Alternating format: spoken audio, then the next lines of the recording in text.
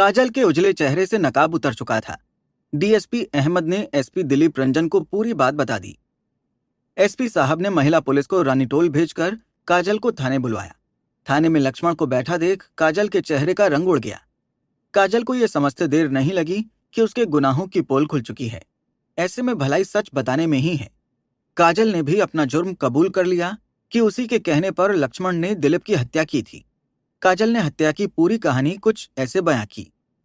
35 वर्षीय दिलीप कुमार पाठक मूलतः बिहार के समस्तीपुर जिले के थाना भगवानपुर के गांव बुढ़ीवन तैयर का रहने वाला था। पिता अनिल पाठक की 4 संतानों में वो सबसे बड़ा था। हंसमुख स्वभाव का दिलीप मेहनतकश था। उसने प्रॉपर्टी डीलिंग का काम शुरू किया था। उसका ये धंधा सही चल निकला था। दिलीप अपने पैरों पर खड़ा हो चुका था और ईमानदारी से पैसा कमा रहा था। पिता ने 12 साल पहले उसकी शादी बेगूसराय के तेघरा रानीटोल की रहने वाली काजल के साथ कर दी थी। शादी के कई साल बाद उसके घर में एक बेटा पैदा हुआ जिसका नाम अंश रखा गया। समय के साथ प्रॉपर्टी के धंधे में दिलीप को काफी नुकसान हुआ। इसके बाद उसका धंधा धीरे धीरे और भी मंदा होता गया। स्थिति ये आई कि प्रॉपर्टी के बिजनेस में उसने जितनी पूंजी लगाई थी सब डूब गई। ये करीब 3 साल पहले की बात है। पति की माली हालत खराब देख काजल बेटे को लेकर अपने मायके रानीटोल चली गई और वहीं माँ बाप के साथ रहने लगी। पत्नी का ये रवैया दिलीप को काफी खला, क्योंकि मुसीबत के वक्त साथ देने के बजाय वो उसे अकेला छोड़कर चली गई। वो मन महसूस कर रह गया और सब कुछ वक्त पर छोड़ दिया। उधर काजल ने बेटे को वहीं के एक कॉन्वेंट स्कूल में पढ़ाना शुरू कर दिया। दिलीप बीच बीच में पत्नी और बेटे से मिलने ससुराल जाता रहता था। ससुराल में 1-2 दिन रहकर वो अपने घर लौट आता था।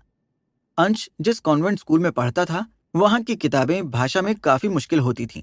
कभी कभी अंग्रेजी के कुछ शब्दों के अर्थ काजल को भी नहीं पता होते थे, जबकि वो अच्छी भली पढ़ी लिखी थी।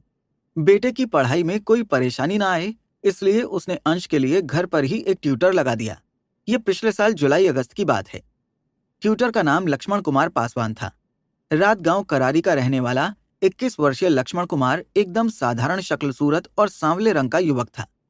लक्ष्मण की वाक्पटुता से काजल काफी प्रभावित थी।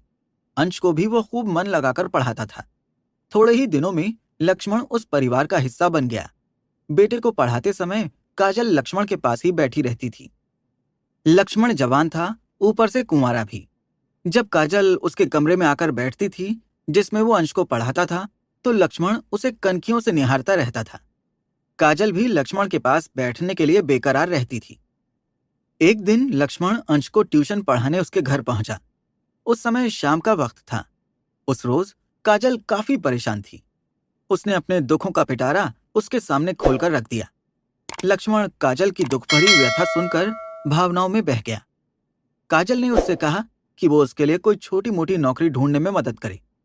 लक्ष्मण मना नहीं कर सका। बाद में लक्ष्मण ने अपने एक परिचित के माध्यम से एक नर्सरी स्कूल में उसे अध्यापिका की नौकरी दिलवा दी। काजल लक्ष्मण के एहसानों की कायल थी। धीरे धीरे वो उसकी ओर झुकती गई। लक्ष्मण भी उसकी ओर आकर्षित होता गया। धीरे धीरे दोनों में प्यार हो गया। प्यार भी ऐसा कि एक दूसरे को देखे बिना रह ना सकें।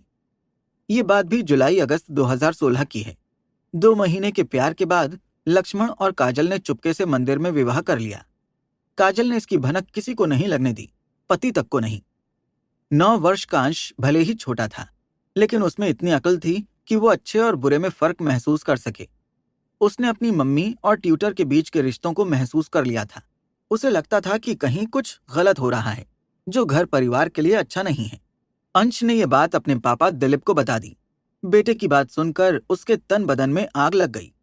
बहरहाल सूचना मिलने के अगले दिन दिलीप ससुराल रानीटोल पहुंच गया। उस दिन ट्यूटर लक्ष्मण को लेकर पति पत्नी के बीच काफी झगड़ा हुआ। काजल पति को समझाने के लिए झूठ पर झूठ बोले जा रही थी।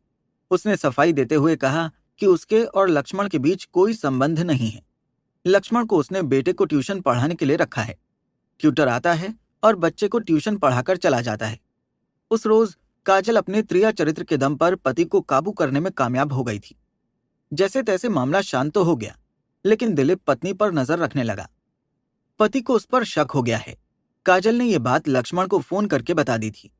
उसने लक्ष्मण को यह कहते हुए सावधान कर दिया था कि पति जब तक घर पर रहे तब तक वो बच्चे को ट्यूशन पढ़ाने भी ना आए। लक्ष्मण उसकी बात मान गया और वैसा ही किया जैसा उसने करने को कहा था। काजल लक्ष्मण से मिलने के लिए बेचैन रहती थी। पति के रहते उनके मिलन में बाधा पड़ रही थी। काजल से लक्ष्मण की जुदाई बर्दाश्त नहीं हो रही थी। उसने पति को रास्ते से हटाने के लिए लक्ष्मण पर दबाव बनाया कि वो उसकी हत्या कर दे। उसके बाद रास्ते में रुकावट पैदा करने वाला कोई नहीं रहेगा। काजल को पाने के लिए लक्ष्मण उसकी बात मानने के लिए तैयार हो गया। लक्ष्मण जानता था कि दिलीप की माली हालत अच्छी नहीं है, इसलिए कुछ ऐसा चक्कर चलाया जाए जिससे वो उसके काबू में आ जाए। इसके लिए उसने काजल को धोखे में रखते हुए एक और खेल खेलने की सोची। उसने सोचा कि दिलीप की हत्या का ऐसा ताना बाना बुना जाए जिससे पूरा शक काजल और काजल के मायके वालों पर ही जाए। कभी मामले का खुलासा हो भी तो वो शक के दायरे से बचा रहे। दिलीप ने लक्ष्मण को कभी नहीं देखा था, इसलिए वो उसे जानता पहचानता नहीं था। लक्ष्मण और काजल ने इसी बात का फायदा उठाते हुए योजना बनाई कि दिलीप को भरोसा दिलाया जाए कि एक ऐसी पूजा है जिसे ध्यानमग्न होकर करने पर पूजा की जगह पर ही 25,000 रुपए मिल जाते हैं। आप देख रहे थे कहानी का दूसरा भाग।